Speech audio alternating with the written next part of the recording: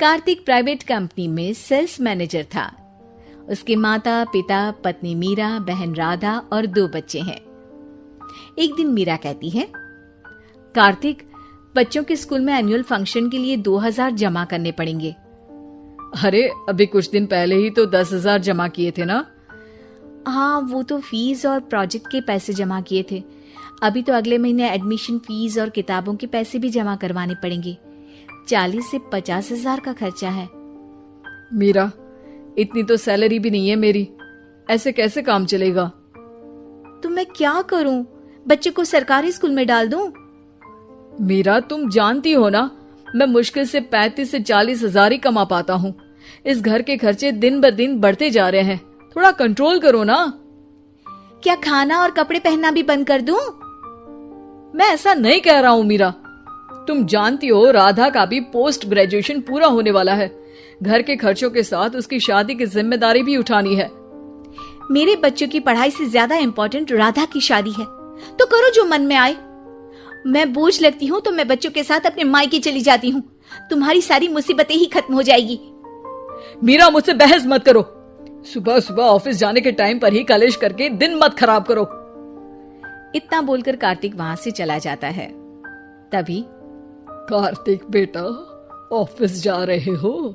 मेरी दवाइयां लेते आना। और बेटा, बिजली का भी बिल 2 महीने से जमा नहीं हुआ, इसे भी आज जमा करवा देना। जी पिताजी, लाइए बिजली का बिल।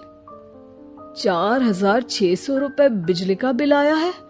माँ, मीरा, राधा, कितना ज्यादा बिल आया है। भैया, ये 2 महीने का बिल है और मैं तो सिर्फ फोन चार्ज करती हूँ। अरे बेटा, मैं तो गीजर से पानी गर्म करने के अलावा मेरे कमरे में एक पंखा और एक लाइट ही तो जलते हैं। मीरा, तो फिर इतना बिल कैसे आया? हाँ, सारा इल्जाम मेरे पर ही लगा दो ना। भाभी, आप भी तो एसी चलाती हो, उससे भी बिजली का बिल बहुत ज्यादा आता है ना।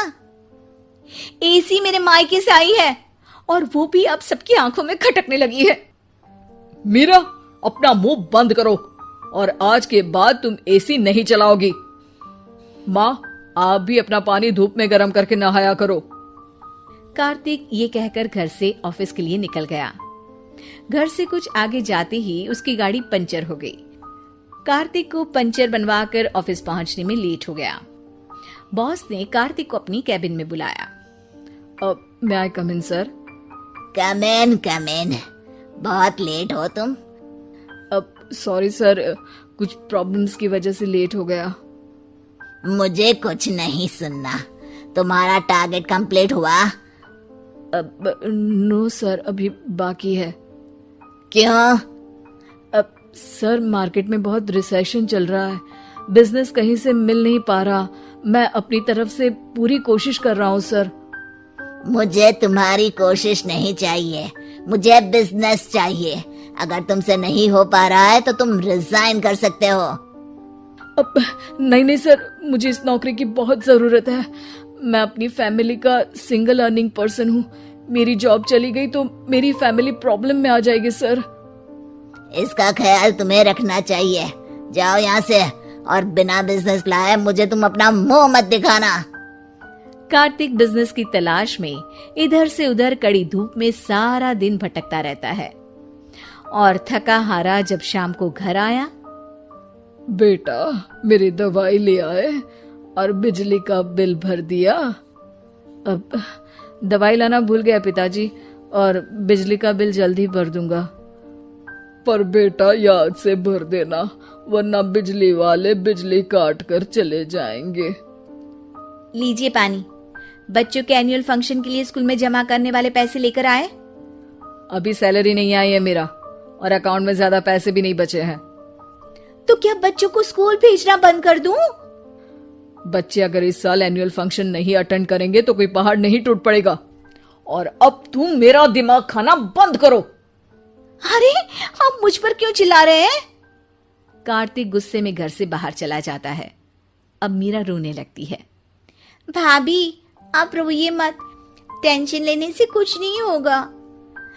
पर राधा, घर के भी खर्चे हैं, कार्तिक के गुस्सा करने से घर के खर्चे नहीं पूरे होंगे। पर मीरा बेटा, लड़ाई करने से भी कोई समाधान नहीं मिलेगा, उल्टा घर का माहौल ही खराब होगा। पर मुझे लगता है हमें भी घर के खर्चों में हाथ बढ़ाना चाहिए। मुझे योगा सेंटर में जॉब का ऑफर मिला है, मैं कल से ही जॉब ज्वाइन कर लूंगी। वैसे तो मुझे भी सिलाई आती है, मैं भी लोगों के कपड़े सिलना शुरू कर देती हूँ। हाँ बेटा, मैं भी तुम्हारा घर के कामों में हाथ बटा दिया करूंगी और काज बटन लगाकर सिलाई करने में भी सहायता करूंगी। मीरा, मैं तुम्हारे बच्चों के साथ मोहल्ले के बच्चों को भी ट्यूशन पढ़ाऊंगा। इसी बहाने मेरा टाइम पास भी हो जाएगा। इस तरह से अब घर के सभी सदस्यों के सहयोग से पैसों की समस्या दूर हो गई और सब खुश रहने लगे। इससे हमें सबक मिलता है कि एकता में कितनी ताकत होती है। खिल्ली उड़ाने वाली ननद। आकांक्षा की शादी किशनगढ़ नाम के गांव में धीरज के साथ हुई। घर में आकांक्षा के सास, ससुर और एक ननद थी जिसका नाम था रुचि। वैसे तो घर में सब मिलजुल कर ही रहते थे, पर रुचि का स्वभाव थोड़ा अलग था।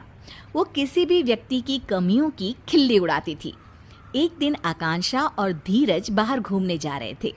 आकांक्षा ने बहुत ही अच्छी सी साड़ी पहनी थी। अरे वाह बहू, तू तो इस साड़ी में बहुत सुंदर लग रही है। थैंक यू मम्मी जी। तभी रुचि वहां आ जाती है। रुचि आकांक्षा को देखती है तो उसे उसकी साड़ी बिल्कुल भी पसंद नहीं आती। आय हाय भाभी, ये कैसे साड़ी पहनकर जा रही हो आप? बिल्कुल भी अच्छी नहीं लग रही। लाल साड़ी में एकदम टमाटर लग रही हो। आकांक्षा को रुचि की इस बात पर बहुत गुस्सा आता है। ए रुचि, तुम इस तरह से मेरी खिल्ली मत उड़ाओ, समझी? छोटी हो छोटी ही रहो। मैंने तो जो कहा सच ही कहा। जैसे कि ये जो झुमके पहने हैं ना, इतने भारी। ध्यान रखना भाभी, कहीं कान ही ना कट जाए। आकांक्षा ये बात सुनकर और भी गुस्सा हो जाती है।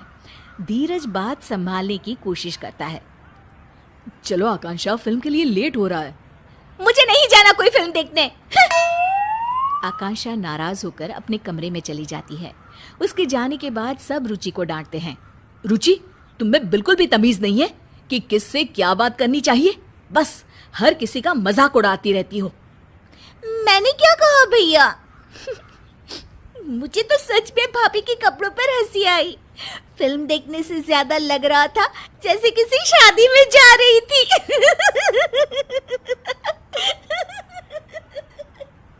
रुचि हंसते हंसते अपने कमरे में चली जाती है। रुचि की इस आदत ने सबको बहुत परेशान कर रखा था। उसे हर किसी का मजाक बनाने की अब तो आदत सी हो गई थी। एक दिन आकांक्षा और उसकी सास टीवी पर अपना मनपसंद कार्यक्रम देख रहे थे। तभी वहां रुचि आ जाती है। क्या आप दोनों बेकार के सास बहू के सीरियल्स देखती रहती हो? कुछ समझदारी वाले भी सीरियल्स देख लिया करो ना। हमारी मर्जी है, हम कुछ भी देखें, तुम्हें उससे क्या? भाभी, सच क्यों नहीं कहती कि इन सीरियल्स के अलावा कुछ देखने का आप लोगों के पास दिमाग ही नहीं है? रुचि हंसने लग जाती है और इतना कहकर वो वहां से चली जाती है। रुचि भी ना कभी कभी तो हद ही करती है। पता नहीं अपने आप को क्या समझती है। कोई बात नहीं मम्मी जी, कल इसकी सहेलियां आ रही है ना, उनके सामने ये बहुत समझदार बनती है। अच्छा सबक सिखाएंगी इसको। तुम सही कह रही हो बहू, सबक तो इसे सिखाना ही होगा। अगले दिन रुचि की कॉलेज की सहेलियां उसके घर आती है। उनके सामने रुचि बहुत ही अच्छे तरीके से बर्ताव कर रही होती है। मैंने प्रेमचंद की नॉवेल पढ़े हैं। कोमल, गरीबी के ऊपर उन्होंने काफी अच्छी कहानियां लिखी है। तुम्हें तो साहित्य कला की काफी जानकारी है रुचि। कल हमारे कॉलेज में साहित्य पर एक वर्कशॉप होने वाला है, तुम चलोगी ना? बिल्कुल चलूंगी कोमल। अरे राधिका, तुम तो कुछ ले ही नहीं रही हो। रुको, मैं तुम्हारे लिए कोल्ड ड्रिंक लेकर आती हूँ। अरे नहीं, मैं खुद ले लूंगी। अरे मैं ले आती हूँ ना, तुम यहीं रुको। रुचि को अपनी सहेलियों से इतने अच्छे से बातें करते देख आकांक्षा अपनी सास से कहती है, ये देखिए मम्मी जी, अपनी सहेलियों के साथ कितना अच्छा बर्ताव करती है। हाँ, बस अपने घर वालों को ही कुछ नहीं समझती। तभी आकांक्षा को एक तरकीब सूझती है। मुझे एक तरकीब सूझी है मम्मी जी, चलो इसको अभी सबक सिखाते हैं। अच्छा, चल चल बहू। आकांक्षा सबके लिए नाश्ता लगा रही होती है और जानबूझकर हर चीज को मिला देती है। कोल्ड ड्रिंक को कप में डाल देती है। तभी वहां रुचि आती है और रुचि खाने का ऐसा इंतजाम देखकर गुस्सा हो जाती है। अरे भाभी, आप भी ना एकदम गवार की गवार हो। कोल्ड ड्रिंक कप में कौन परोसता है? ओह, मैं अभी ठीक कर देती हूँ रुचि। और ये समोसे और चटनी एक साथ क्यों मिला दिया आपने? कितनी पढ़ाई की है आपने भाभी? रुचि की सहेलियां रुचि को ऐसे बातें करते देख दंग रह जाती है। अरे रुचि, ये क्या तरीका हुआ अपनी भाभी से बात करने का?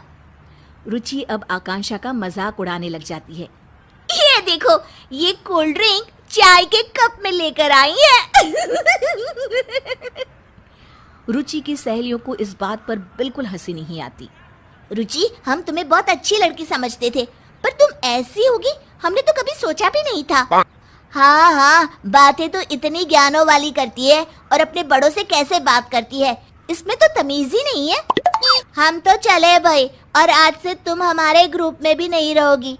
पहले लोगों से बात करने का ढंग सीख लो, फिर कुछ और सीखना।